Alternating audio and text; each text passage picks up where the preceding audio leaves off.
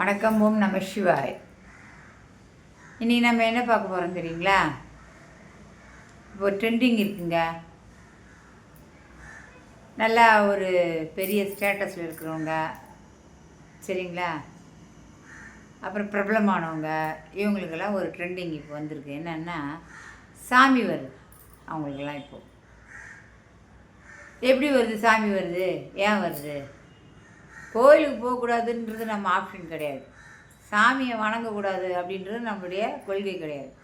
கோயிலுக்கு போகலாம், சாமியை வணங்கலாம், எல்லாம் தான் செய்யணும். இதெல்லாம் நமக்கு செய்யக்கூடிய ஒரு விஷயங்கள், செய்ய வேண்டிய விஷயங்கள். அதில் நமக்கு எந்த அப்ஜெக்ஷனும் கிடையாது.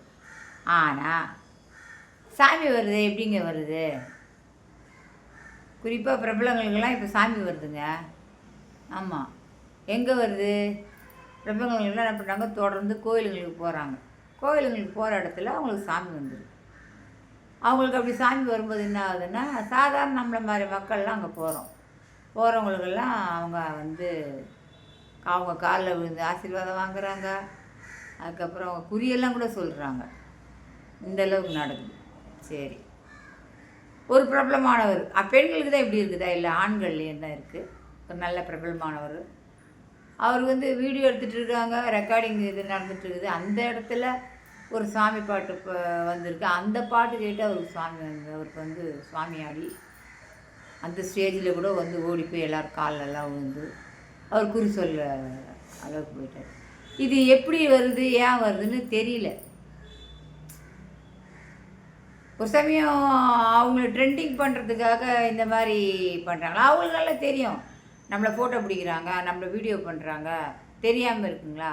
தெரியுது. அப்படி தெரியும்போது அவங்களால எப்படி இந்த மாதிரி ரியாக்ட் பண்ண முடியுதுன்னு தெரியல. அப்போது அவங்களுடைய வீடியோக்கள், அவங்கள இதெல்லாம் நல்ல ஒரு ஹை லெவலில் ட்ரெண்ட் ஆகணும் அப்படின்றதுக்காக இதெல்லாம் பண்ணுறாங்களா? இல்லை நிஜமாகவே சாமி வருதா? தெரியல. இதில் நீங்கள் எத்தனை பேர் இதை நம்புறீங்க?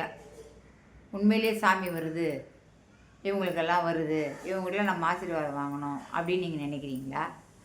இல்லை இதெல்லாம் சும்மா கதை, அதெல்லாம் கிடையாது அப்படின்னு நினைக்கிறீங்களா? அதுவும் எனக்கு தெரியாது. ஆனால் எனக்கு தெரிஞ்சது ஒன்று இருக்குங்க. அதை நான் கேள்விப்பட்டிருக்கேன். என்னென்னா, நர்வ் சிஸ்டம்னு இருக்குது இல்லையா? நம்ம ஒரு கோயிலுக்கு போகும்போதோ, இல்லை ஒரு சாமி பாட்டு கேட்கும்போதோ, உடுக்க பம்பை இந்த மாதிரி சத்தங்களை கேட்கும்போதோ, நம்ம நர்வ் சிஸ்டம் கொஞ்சம் வீக்காக இருக்கிறவங்களுக்கு ஒரு டெம்ப்ட் ஆகி நமக்கு நர்வ் சிஸ்டத்தில் டெம்ப்ட் ஆகிறதுனால நமக்கு அந்த மாதிரியான ஒரு சாமி ஆடுற மாதிரி ஒரு ஆட்டம் வரும், ஆடுவாங்க. இது நர்வ்ஸ் ப்ராப்ளம் தானே தவிர மற்றது ரியாலிட்டி இல்லை அப்படின்னு சில பிறர் சொல்ல கேள்விப்பட்டிருக்கேன். இதுதான் எனக்கு தெரிஞ்ச உண்மை. நீங்கள் என்ன சொல்கிறீங்க? உங்கள் ஒப்பீனியன் என்ன? எனக்கு தெரியாது. சாமி ஆடுறவங்களுக்கெல்லாம் சாமி வரல, அவங்களாம் போய் அப்படின்னு நான் சொல்லலை. நம்மளால் முடிஞ்ச அளவுக்கு உண்மையாக இருக்குமா இருக்காதா அப்படின்னு தான் நம்ம பேசுகிறோம். சரிங்களா? இது உண்மையாக இருந்ததுன்னா ஓகேங்க. இல்லை இது ஒரு வீடியோ ப்ரமோட் பண்ணுறதுக்காக, ஒரு ட்ரெண்டிங் பண்ணுறதுக்காக இது மாதிரிலாம் எடுக்கிறாங்களா அப்படின்றதும் நாம் யோசனை பண்ணி தான் பார்க்க வேண்டியதாக இருக்குது. இல்லை நர்வ் சிஸ்டத்தால் தான் இந்த மாதிரியான ஒரு எமோஷன்ஸ் எல்லாம் வருதா அப்படின்னு தெரியல. சாதாரணமாக கோயிலுக்கு போனால் நம்மளே அறியாமல் நம்ம கண்ணில் தண்ணி வரும், கடவுளை வணங்குவோம், பிரார்த்தனை பண்ணுவோம். இது இயற்கையாக எல்லாருமே பண்ணக்கூடிய விஷயங்கள், எல்லாருக்குமே நடக்கும் விஷயங்கள். இதுதான் எனக்கு தெரிஞ்சது. இது மாதிரிலாம் நடக்குது. அதுவும் இந்த நிறைய ஊர் பக்கம்லாம் பார்த்திங்கன்னா சுவாமி ஆடுதல்ன்றது ஒரு பிரபலமான ஒரு விஷயம். அந்த மாதிரிலாம் ஆடுறாங்களே, இதெல்லாம் உண்மையாக பொய்யான்றது எனக்கு தெரியல.